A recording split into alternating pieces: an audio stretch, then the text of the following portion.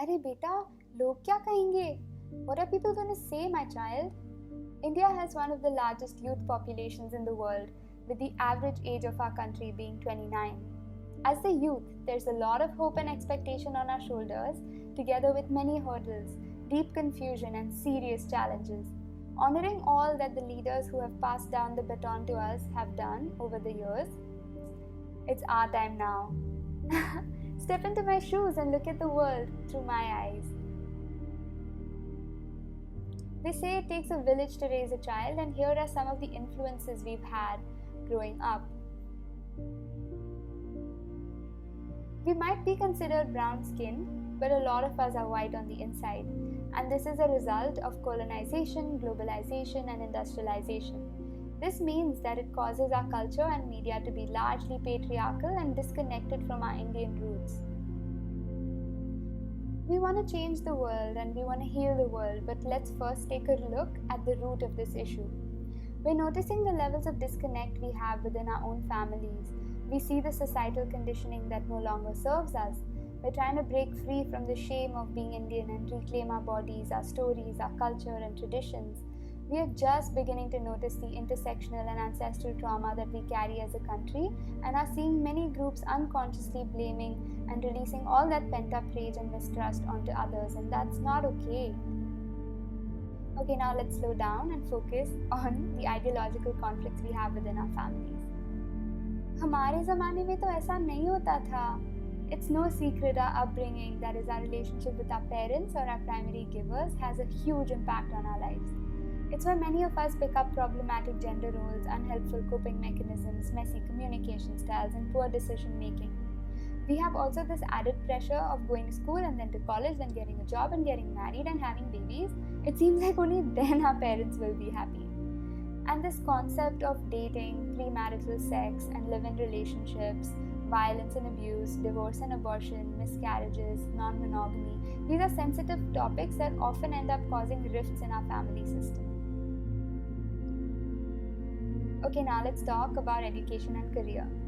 Ever so often we're asked, what do you want to do when you grow up? What are you studying? What are you working?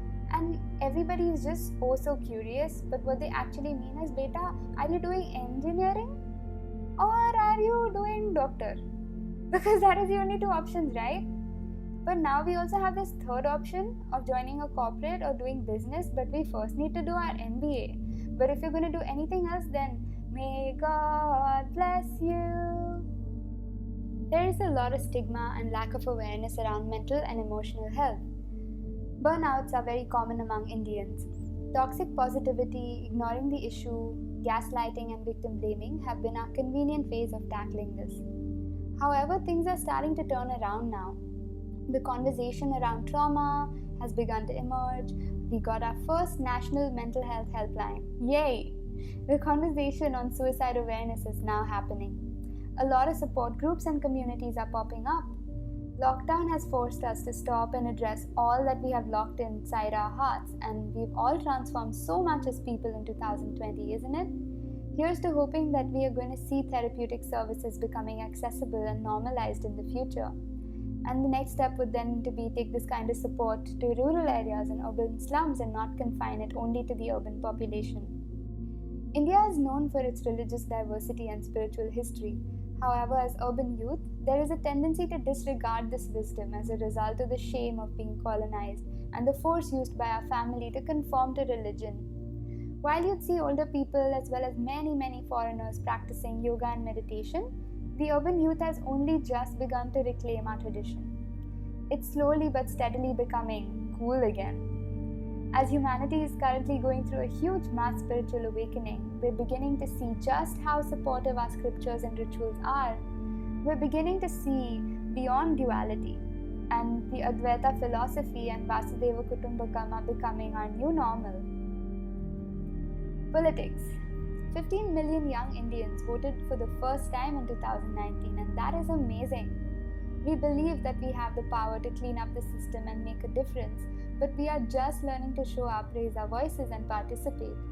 We're only now beginning to organize ourselves and find new leaders who represent us, those we rely on. The violent suppression of these budding leaders who have opposing views can only go so far, right?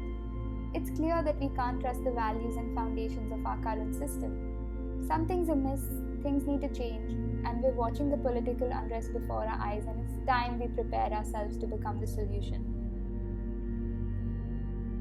If you look at the science about what is happening on Earth and are not pessimistic, you do not understand data.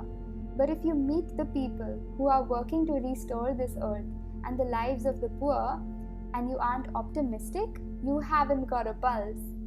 What I see everywhere in the world are ordinary people willing to confront despair, power, and incalculable odds in order to restore some semblance of grace and justice and beauty to this world.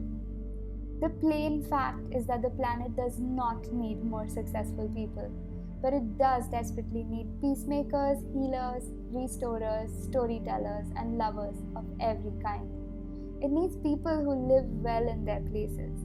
It needs people of moral courage, willing to join the fight to make the world habitable and humane. And these qualities have very little to do with success as we've defined it. More and more youth are now educated and empowered to be the change and set things right. Our consciousness is rising and we are ready to create magic.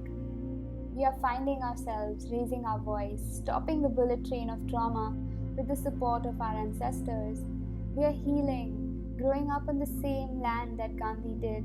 We have the opportunity to develop a strong spiritual core, mobilize community, come together in support to share our stories, make art, transform the very systems that have brought us this far. We might not know the answers, but we can ask the right questions. And we do not have to go big or go home. We can start small. And you know what? We can only find the path by walking. So my question for you is, are you going to be the change you want to see in the world?